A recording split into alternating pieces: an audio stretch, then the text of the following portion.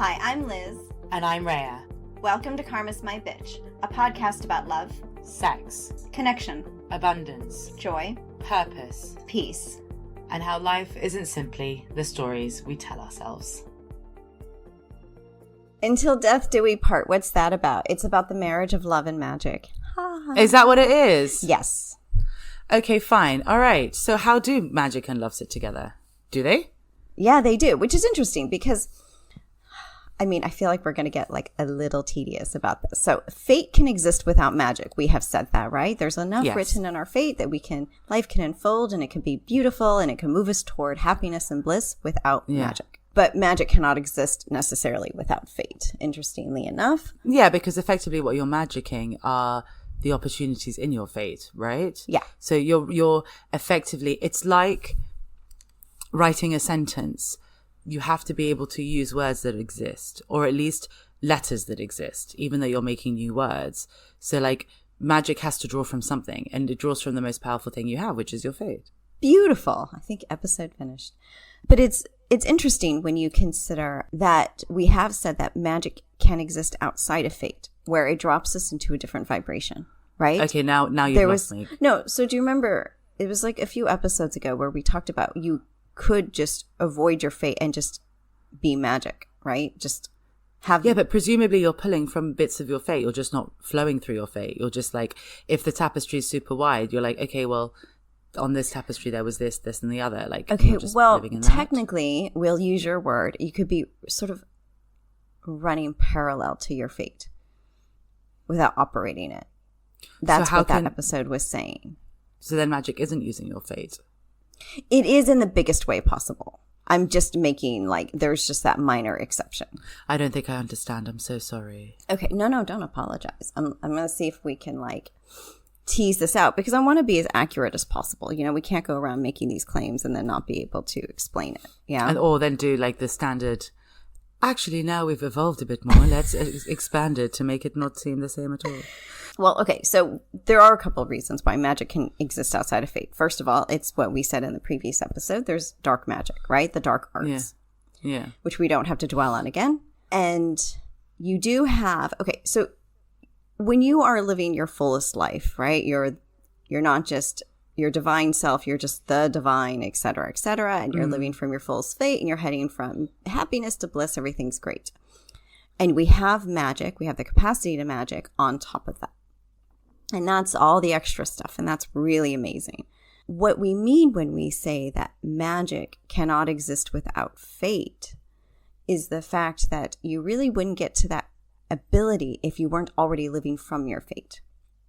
But people can drop out of that full unfolding if they focus a lot on magic. Fine, that makes sense. So while you're saying they're pulling from bits of it, it's not quite it. It could just be that vibrationally, they're just not as connected to their fate if they really focus their energies around magic. But how does magic and love tie together then? So, the reason, okay, again, it's the whole human and divine marriage bit.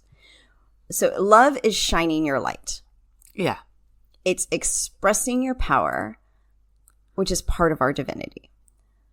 And it's living our lives as the divine, but it's not the fullest expression of who we are, which is beyond love. Okay, I feel like we're doing lots of caveats. Can we not just say love is shining your light and expressing your power? No, because I'm trying to show where the limitations of love lie. Oh, fine. Okay, that's fine. why. Okay, so you've got that bit.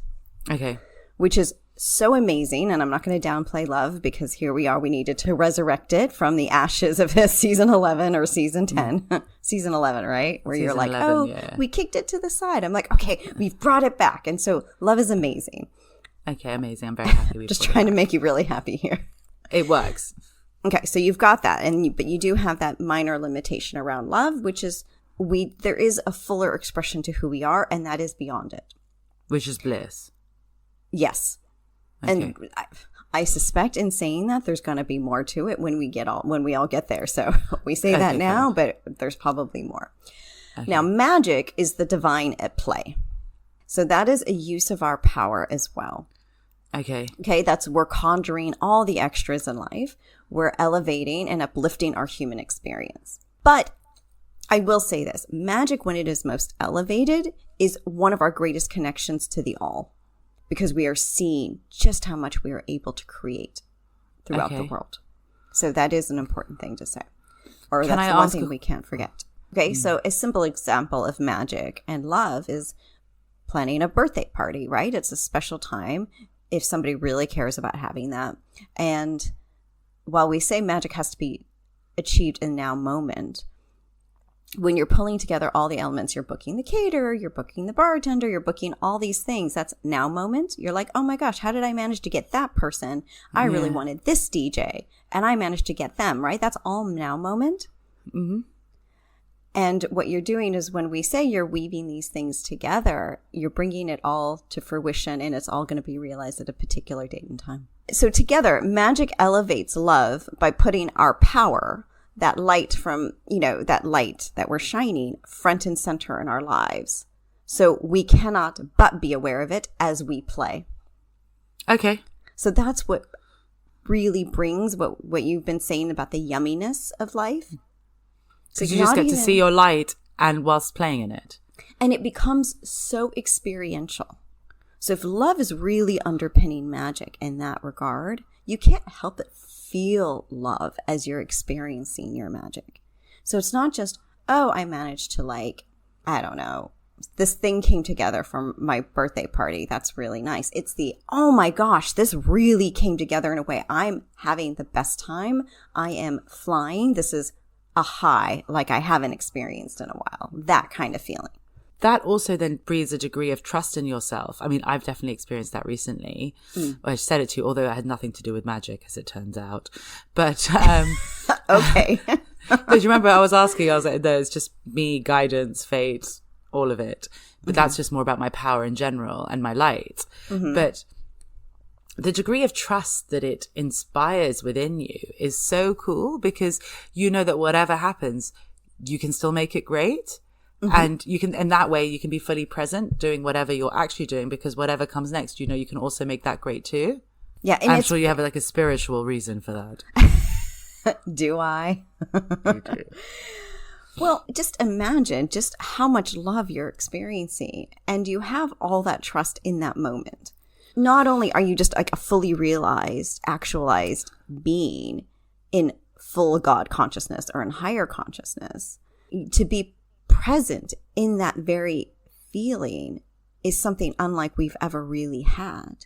So you can imagine if you're just kind of a living, breathing being at that level, you would just want to be there all the time. Yeah. Sorry, I'm just going to side note for a second. Are higher consciousness and God consciousness the same thing? Yes and no. For the sake of our podcast, they are. There's a slight nuance where if we're really talking about God consciousness, it's like, I'm so aware of the connection to the all. Oh, fine. Which fine, you fine. mock me because, it makes me cry. You cry. cry about it. Yeah. I do. I cry about it when I feel that connection. You don't necessarily have that. You're in higher consciousness. You know what I mean? But by the time you're in higher consciousness, it's again, like how we say, if you're about 80 to 90% along somewhere in your evolution, where you've developed maybe 80% trust, for instance, it's about the same to 100. So we try not to get too picky about that. But then can you stay there all the time in this magical moment? No, not necessarily. And that's what's kind of, and I guess this is what this episode is about as well, like the cautionary tale. Damn it. I hate being such a Debbie Downer. It's amazing and it's intoxicating, but don't do it all the time. Yeah. Why? Because remember, magic is now moment. So in the example of your birthday party, you can plan these elements. And so you can kind of create this container where it's not fully realized. You've just somehow you've managed to magic the opportunity, full stop. But you're containing that opportunity and to be able to release it when the night time of my comes. birthday. Yeah. Precisely. Because magic only lasts from about 3 to 26 hours in human time. Okay. But you can have lots of different magical moments. You just don't have to have the same magical moment. Precisely. You just cannot stretch this out. So no, for but anybody, that makes sense. Yeah, it does. It does. Because actually, and it's something that, make it about love and relationships for a second. I remember saying to you, oh, that was so magical. I just want to make sure I want to do it again. And you were like, well, you can't. And I was like, oh, here's Liz, Debbie Downering me again. But actually, your point was, yeah, but your point was you can't have that moment because you're changed forever as a result of that moment. Yes. So you can have another moment that's maybe even better or different, or a different moment that could be just as good but different. But you can't bring now into the future, and you can't bring what was yummy from the past into the future. You can only create more. Yes. And because otherwise you're just going to spread your power and you're just going to weaken yourself, because you're not coming from your kind of present now, everything's amazing in this moment. You're coming from that was great, or I'm scared it's not going to continue, so I have to hold on to it for as long as possible. Yeah. I mean, it's interesting when we try to push our magic out like that and keep it going. What we're operating from is a place of vanity. Interesting. Mm-hmm. I mean, if you're magicking, you're not, your ego is tempered, right? You don't really have one. You've settled. Right? You don't have one. You've settled your ego. So where you're operating from in that respect is vanity. Why? Somehow I've tied this to how I appear to others. I want this to keep going. So that way I appear magical and powerful, because this is an expression of my power.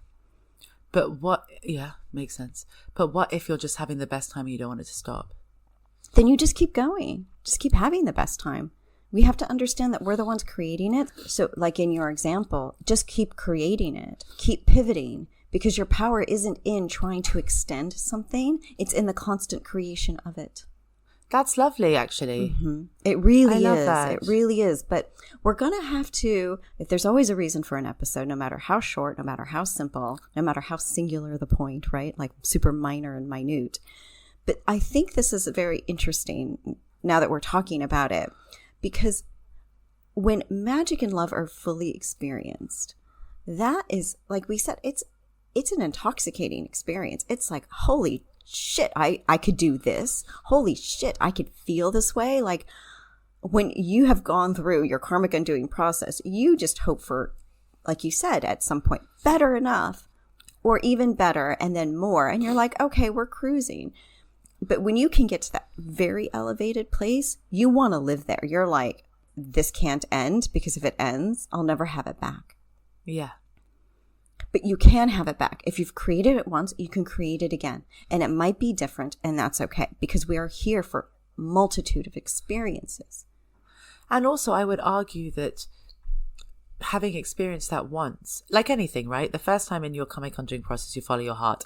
It feels magical. It feels amazing. You feel like, oh, a risk will never pay off again, right? Yeah. And then you do it again and you do it again until that experience becomes normal and you're used to just following your heart and knowing that it'll work out. Mm-hmm. It's the same. My guess is the same kind of thing. Like you get that high the first time and it's amazing. I'm not saying the high is never the same, but if the high was exactly the same, it would stop being high. Yeah, exactly. So you almost have to reach, and I guess from the episode about ascension, it's not necessarily about reaching higher. It's about reaching broader. It's about reaching deeper. Yeah. It's about, if you think about a relationship, that first date is amazing, super yummy. Or the second date, super amazing, even better. But you have to allow the relationship to progress. Yes. You have to get deeper. You have to become friends. You have to become lovers. You have to be all those things.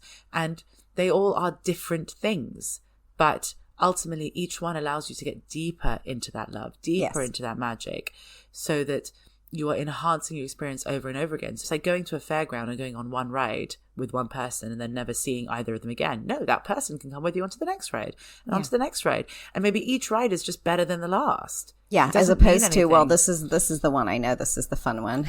Definitely wouldn't be a carousel for you. So I mean, 100%. Everyone's red circles. But at the end of the day, it's also that, and I always think about this. I used to sometimes go back to old exes.